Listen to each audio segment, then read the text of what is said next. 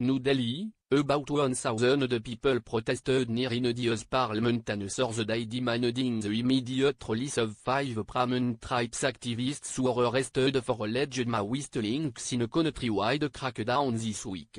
The protesters warned that freedom and liberty would be endangered if people don't resist such measures by Prime Minister Narendra Modi's government.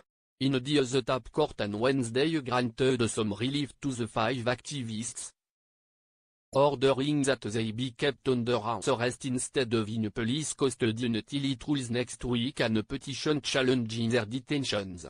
Those arrested on Tuesday were Telugu language poet Varvar Rao in Hyderabad, Vernon Gonzalez and Arun Ferrer in Mumbai, and Gautam Navlak and Sud Bardwaj in New Delhi and the neighboring town.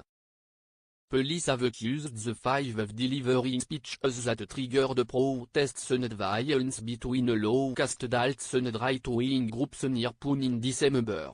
Police in Pune said they have evidence suggesting there was a plan by Maoists to target the country's highest political functionaries, without providing any detail, the press trust of Hindi news agency reported. It quoted police officer Shivaji Rao as saying that investigators also have evidence suggesting the arrested activists have links with Kashmiri separatists who are fighting against Indian rule in the disputed Himalayan territory.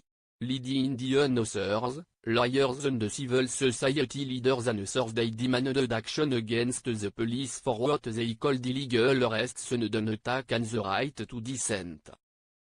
Author Arun Tiroy said the activists represent the interests of millions of people, so by arresting these people, you are arresting and silencing and stripping away the constitutional rights of all populations.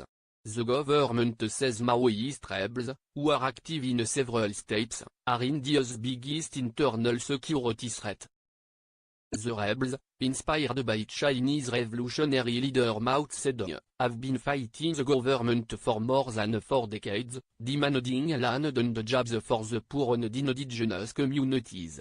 In June, police arrested 5 other activists on suspicion of also inciting adults, who have been marginalized for centuries and forced to perform jobs considered unacceptable by other castes. Caste prejudice is endemic in Hindu majority India, even though the constitution outlaws the practice and has made it a crime punishable by up to a year in prison.